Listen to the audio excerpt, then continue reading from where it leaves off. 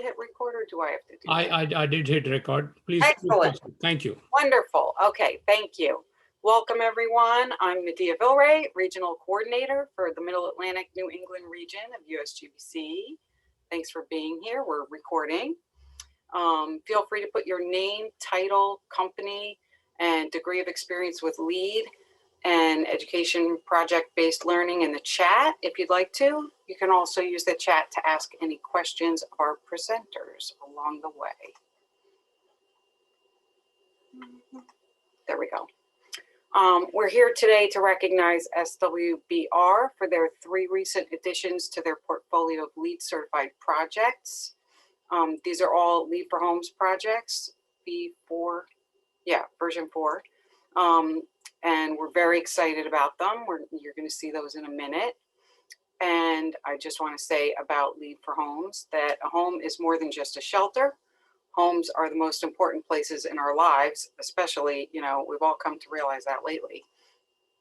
LEED certified green homes use less energy and fewer resources and are healthier for you and your family.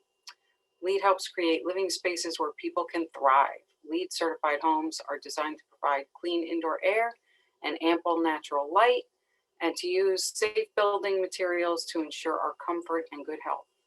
They help us reduce our energy and water consumption, thereby lowering utility bills each month, among other financial benefits. Using the strategies outlined in LEED, homeowners are having a net positive impact on their communities. And I'm so excited to see how this, you know, plays out in these 3 projects. I'm just going to show you quick pictures, and then Joe Gibbons is going to go into more detail. So this is the Depaul's starting line apartments in Utica, and these are LEED for Homes Gold certified. And you can see some points about them: long-term or permanent affordable housing where residents can access supported services to help them live independent and successful lives. Sounds wonderful. Also certified LEED for Homes Gold is Providence Housing's La France Apartments in Elmira. And they offer safe, affordable, and supportive option for those facing challenges to find appropriate housing. And third is the LEED for Homes Silver certified Rochester's Cornerstone Group's Francis 2 Apartments in Sweden, New York. And this is the 2nd phase of this project. And it is 48 units of affordable housing, including inclusive options for people with disabilities. Great stuff. Now I'd like to introduce Mark Maddalina, Principal and Sustainable Design Director at SWBR, and he's going to tell us a little bit more about the company. So let me stop sharing. Oh, how do I do that? So coordinated. There we go. Thank you, Medea. I'm Mark Maddalina. I am a Principal and Sustainable Design Director at SWBR. Our firm is an architecture and design firm of over 100 people with 3 offices across New York State, offering a wide range of services in a variety of sectors. Our education studio specializes in both K-12 and higher education design. Our workplace studio supports municipal, corporate, and industrial clients, and our housing studio focuses on affordable, senior, and urban mixed-use housing projects. And our mission is to positively impact lives through meaningful design, which LEED has become an important part of that mission. Sustainability has been and continues to be a critical component of meaningful design. Our commitment to sustainable design is as strong as ever. We're looking to reduce the energy use and carbon footprint of our designs. And in doing that, SWBR has become a signatory of the AIA 2030 commitment. And as part of that effort, we've created a sustainability action plan. We've developed sustainable design best practices, and we're taking steps to design net zero projects firm-wide by 2030. With a growing portfolio of sustainable projects and now over 1.75 million square feet of LEED certified buildings, our LEED efforts continue to make a measurable and meaningful impact on our firm, and it's visible really in our culture and our practice. And this is really exemplified by our housing studio. SWBR recently received a LEED for Homes award in the Outstanding Affordable Housing category from the US Green Building Council for our Freedom Commons project. And today, we're really grateful to be here celebrating these 3 special projects that each make a real difference. It's only through the great collaboration of our teams and our partners, our other collaborators that make these projects a success. And Principal Joe Gibbons is here to share the stories of these projects with you. Thank you. All right, thank you, Mark. I'm going to share my screen.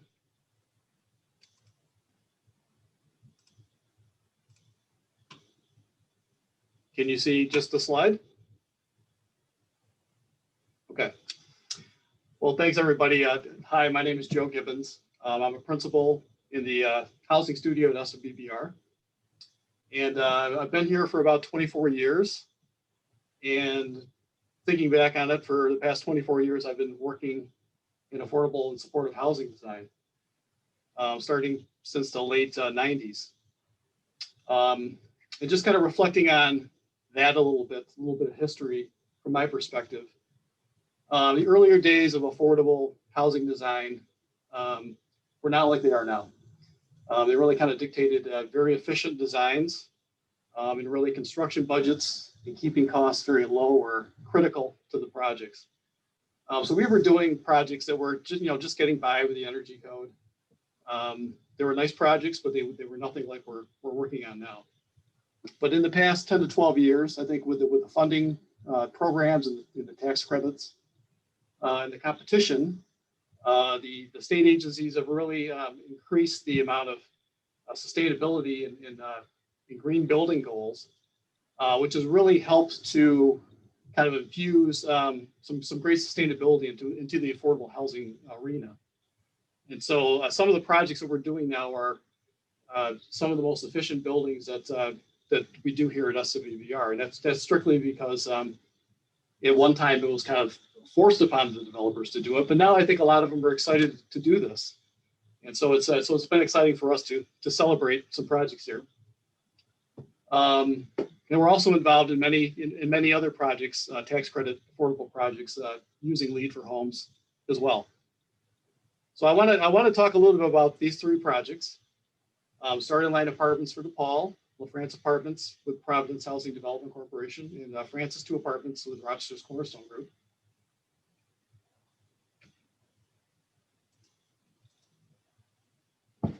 And the first is really Starting Line Apartments. This is in Utica, New York. It's 60 one-bedroom apartments, and it's for our client Depaul, who does affordable and supportive housing. The interesting part about this project is it's located at the starting line for the Boilermaker race, which those of you who don't know that race, before COVID, sometimes you get 30,000 people in one single race, and it's a really great race that the city has every year, or had every year before COVID, and hopefully it'll come back. So I've run in a couple of these, and when we found the site, I was excited about it because of just the fact that it was associated with the Boilermaker. And so we work closely with the folks who run the Boilermaker to talk about what was important to them. And some of the things that they talked about were, they'd love to have a water line run out to the corner because no one can fill up their water bottles. We said, yep, we can do that. And we'd love to have a place where we can kind of get up above the ground and kind of see the crowd. We said, yep, I think we can do that. So we worked kind of closely with them in this design. It was very interesting. You can kind of see the corner of the project. The starting line of the race is just to the left. But we generally try to create these monumental spaces inside the building. So you can see at the corner, we have a 2-story community room, lots of light coming in.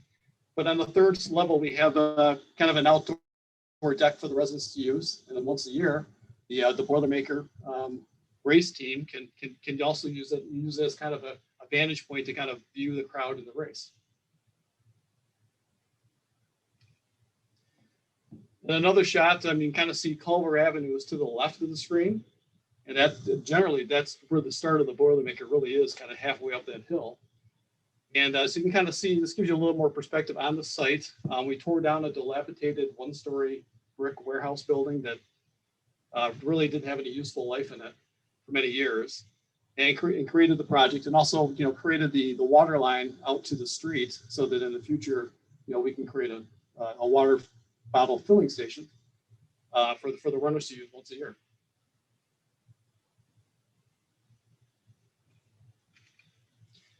I would like to bring some of the history of the different sites that we work on into the building. So this is actually the main lobby of the building, where we were able to get some graphics from the Boilermaker and utilize this. So you can kind of see the reception area.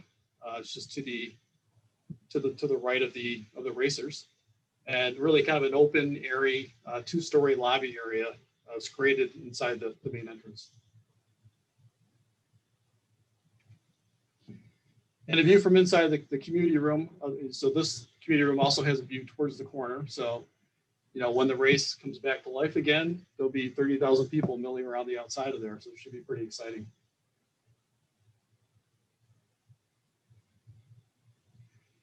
And this is the view of one of the insides of the apartments. We try to keep it very open, keep it light filled, kitchen area to living room area.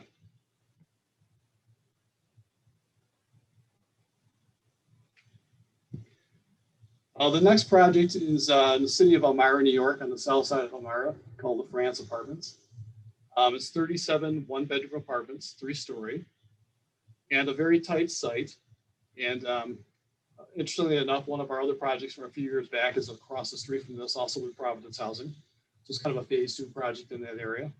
And this is an early rendering we had of the project that we showed the city. And then a picture of the final product. Using exterior stone, some vinyl siding, and kind of a simple entrance into the building, where there is also another 2-story space inside the building, bringing lots of light into the entry space of the building.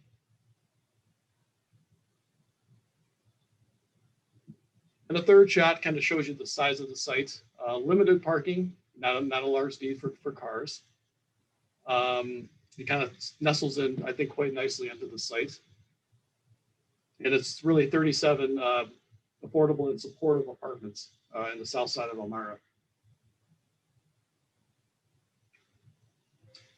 And the third project is called Francis 2 Apartments. It's in the town of Sweden.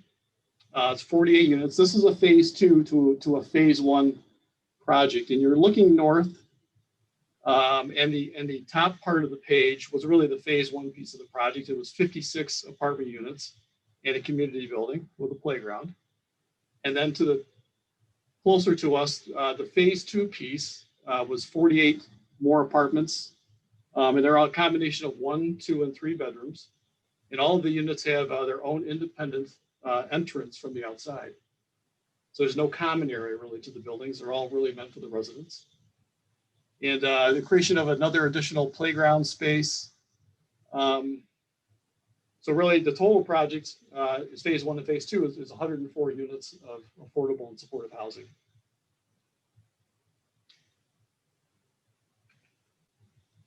So another view of the project, a little lower. See, every resident has their own patio, they have their own decks, their own private entrances.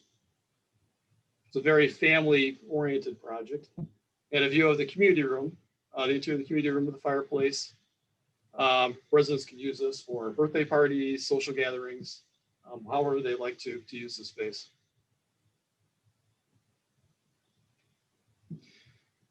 So, you know, our project teams generally consist of our clients, but then we work with energy consultants, mechanical, electrical, plumbing engineers, very close-knit team of people working and designing these projects. But the positive impacts of the residents are, you know, lower monthly utility bills. That's very important for the residents. So healthier environments for living, improved thermal comfort, lower use of natural resources in the projects, maximizing indoor fresh air. We're bringing in, constantly exhausting and bringing in fresh air into the apartment units, minimizing exposures to airborne toxins and pollutants, and, you know, obviously an overall positive impact on their health and well-being. And that's really the important thing. I'll land on our mission statement here at SWBR. Mark touched on it. It's positively impacting lives through meaningful design. So for us, it's about the people living here. That's what's important to us. That's what gets us up in the morning and excited to work, is knowing that we're helping people. They're giving them a great place to live. And so that's very meaningful to our company.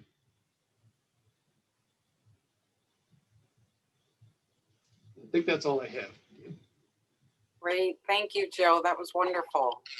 Now I'm going to introduce Rhiannon Jacobson, our Managing Director of the U.S. Market Transformation and Development Team at USGBC. Excellent. Well, I think this goes without saying, but for everybody who's participating today, I want to just say what an amazing series of projects and a credo coming from your company. Your mission statement alone, you started with that and you ended with it, and I think it's very appropriate in terms of how you've positioned your work. When we think about affordable design, we certainly all know that there is a not so kind of bright and shiny history, if you will. So seeing the projects that you're doing, the focus areas that you're bringing forth, I was just taking some notes, from everything from, lowering monthly utility bills so that those funds can be, deployed elsewhere. I think we all know that we'd rather spend less on essentials to sometimes get to those extras. And that's oftentimes, where I think of green design. But then we think of the time that we're in now, in 2021, and certainly what we've gone through in 2020. And you have on there the minimization of airborne toxins and pollutants. And now more than ever, are we thinking about, and if nothing, we're fearing the air that we breathe. So really elevating, I think, a lot of these items from the ones that we often think about when we think of green design, lower energy, lower water, minimize waste, to the real essentials that we've kind of all moved towards and become a lot more aware of just in the last 13, 14 months when we think about air quality and what that really means, and having things like singular private access to your own unit. So overall, I just want to applaud, commend, and really thank you for not only being, this very powerful global citizen, but also clearly, the right neighbor, if you will, for your own neighbors by creating these incredibly respectful, considerate, and environmentally responsible, housing, developments and projects. Oftentimes, I think when again, we think of these pieces, there are different words that really jumped out to me. You were saying safe, ensuring that, safety is matched with environmental responsibility, which is then matched with affordability. And I think these are things that we all want for the spaces that we're, kind of living, working, and playing in.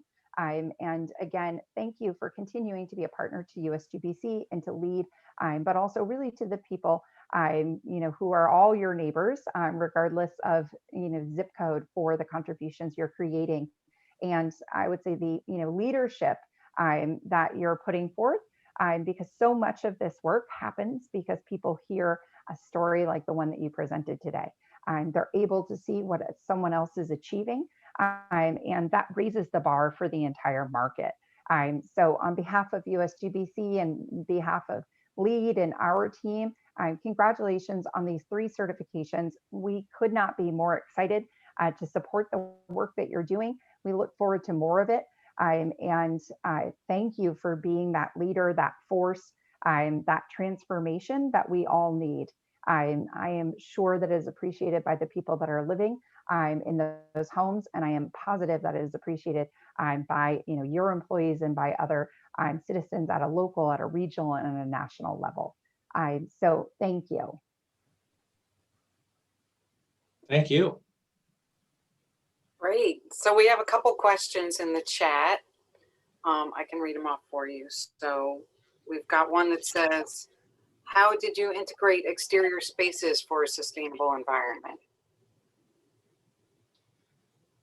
Well, typically, most of our projects have exterior courtyards and seating areas that are very accessible to the residents right off the community rooms typically. So we always incorporate those spaces in all of our projects. because it's just the right thing to do.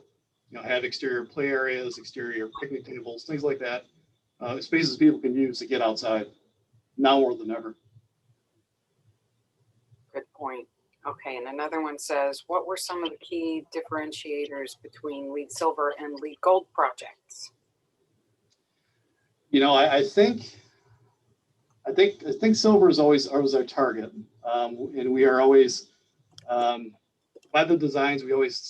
Sometimes we get to gold, and sometimes I see that happening in more of an urban environment. We're able to pick up some more community-based points because we're close to amenities, things like that. So that tends to kind of, I think, from my standpoint, from a building design standpoint, it's really got to do with the site. The site sometimes pushes us over the edge to gold, and we even had a platinum project in the past as well. But it seemed to be very site oriented. And another thing that might kind of push you a little farther might be solar arrays. If you can incorporate solar arrays in your projects, we don't have those in these, but sometimes that will give you the extra push to get to a gold or to a platinum.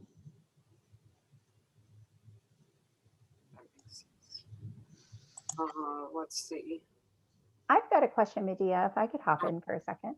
I was wondering, so when we look at so many of these projects and we talk about measurement and management afterwards, are you collecting data from these projects to, kind of ensure that they're operating at the, initial spec? And probably just a two-parter to that. Some of the developments that I've been in touch with before really found that they had to engage in resident kind of education on the systems and the best way to operate these spaces. So kind of two, I would say, post-occupancy related questions. Yeah, that's a good question. I believe second part of your question, I believe each of the clients, each of the property managers, I believe they do have some kind of a training system for the residents, teaching them how to operate their furnaces, their heating and cooling, making sure it's staying efficient for them. Understanding not to open their windows, but keep them closed. And so I think there's some of that training that happens just to help people maintain their lower utility bills. They really kind of understand the systems. I'm sorry, what was the first part of your question again? Sorry, it was around, are you kind of measuring and collecting the data coming out of the buildings to ensure that, operation is meeting spec? Yeah, well, each of the apartments are typically individually metered for at least electricity. But I think that each of the organizations do keep a firm track of kind of the utility expenditures. And I think they're trying to do that per unit. So they can see if there's any anomalies or any more training they need to do. So I think that's an important part of, I think, the regulations that may come along with operating these for the next 30 years. Because these are 30-year projects for our clients, and they're also audited by the state to make sure they're running them properly and things are being looked at. So I think there's a lot of things that come along in the back end of the projects from an operational standpoint that our clients are doing to make sure that things are running as efficiently as they can. I'd offer as well that, Joe, you have a lot of repeat opportunities with these clients. And so I think you do a pretty good job of bringing forward lessons learned. Experience comes with the most mistakes, Mark, right? So we try to keep moving to the wheel. That's right, better and better. So Gotham had some questions, or a question or two. Thank you for doing this presentation for us. My question was, you presented today about using LEED for these affordable homes projects. In your understanding, what is the significance of using LEED? Why don't we just simply build these projects, and why use LEED? What does it get for these projects? What is the value add that possibly LEED provides to these projects? Well, besides the obvious things that we talked about at the end of my presentation for the residents and for the building, there are energy programs that come with the state agencies and the funding competitions that come along with it. So if this is a tax credit project, it's a competitive project. It's in competition with other projects across the state every year for an award. And along with the competition comes a point system. So how many points can you get, to increase the chances of your success for award? Part of the points are sustainability and green building programs. So there's a minimum you can do and get less points, but most of our clients they want to get the project, they want to get the award, so they're getting more points for doing an NYSERDA program, more points for doing a LEED for homes program. So we've even got 4 passive house projects under design right now. So the state has understood that they have such a passion for creating sustainable projects that they're making it points incentives to developers to do LEED for homes. And quite honestly, I think our projects, the way they're designed now with the energy codes there are, it doesn't take a whole lot more to get to LEED for homes silver, and even a little bit more to get to gold. So I think these are really attainable and achievable goals in these projects, and it really doesn't take a lot more money or to get to this level of certification. Yeah, I'd offer too that it's interesting how there's a point system, Joe, for the award and that sort of work, and then there's the point system of LEED as well. Both incentivize progress, just a little progress, right? Just move forward, gain a few more points, and do better. In affordable housing, I'm just so grateful now because, as Joe described, there was a time when this wasn't the norm, and now this is. And it's apparent to me anyway that it's been recognized that in affordable housing, saving energy and lowering energy bills and creating healthier environments is exactly what affordable housing needs. It's doing the right thing for the right people, the people that need it most. So I'm just glad this system exists now. Thank you. A related question. I know you folks have been around for 50 years. LEED has been around for only 21 now. So question is, has the work you folks have done for LEED, including this affordable housing projects, do you think it has allowed you to get a leverage in terms of getting projects in the non-LEED sector that you have done? And if so, then are you seeing, more adoption for going LEED in the non-affordable space, so to say? Yeah, absolutely. First of all, I think LEED has become the building block for any sustainable metric out there, and there are others certainly, but I think that LEED really defined the language, right? So to understand that you have site, and you have materials, you have energy, you have water, the categories, and then the metrics within them. USGBC really did the hard work, I think, for everybody, and it's the base that everybody compares to. And plenty of times, I'm sure folks will say, well, we may not pursue LEED, but we want to measure against it. So it is the benchmark system out there. So thank you for that. And then the idea that all the other markets, I find in certainly the public realm, education, state, it has mandated a certain level of LEED compliance here in New York State.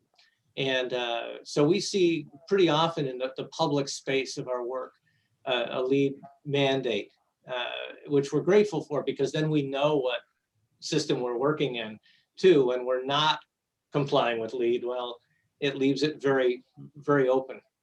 So in a number of private education institutions too have seen it as the benchmark as well. So we find ourselves in LEED silver compliance pretty often. Thank you very much for sharing your feedback. Back to you, Medea. Okay, great. I just happened to put in the chat, I was on the website for SWBR yesterday, and you have a pretty cool slideshow on your 50th anniversary. So I put that link in there, and a link for upcoming events in the Middle Atlantic, New England region. And I want to thank SWBR for being here and presenting today. And thank you to all our attendees. And we hope you'll stay in touch and let us know about future projects that come up. And thank you again. Thank you. We appreciate it. Thank you. Thanks very much. Thank you. Wonderful. Take care. Bye-bye. now. Bye, more to Bye-bye. come.